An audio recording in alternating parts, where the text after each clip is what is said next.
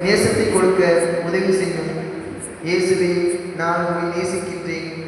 ஞான விதமாய் உம்மை இதயத்திலிருந்து பெற்றுக்கொள்வதற்கும் கோவிலுக்கு முன்பாக போகும்போது உம்மை நான் நினைத்து சங்கை மரியாதை செய்யவும் நேரம் இருந்தால் கோவிலுக்குள்ளே போய் இயேசுவே, நான் உம்மை நேசிக்கின்றேன் என்றாவது சொல்லவும் கூடுமானால் தினந்தோறும் உம்மை சற்பிரசாதத்தின் வழியாய் என் இதயத்துக்குள் பெற்றுக்கொள்ளவும் எனக்கு கிருபை புரியும்.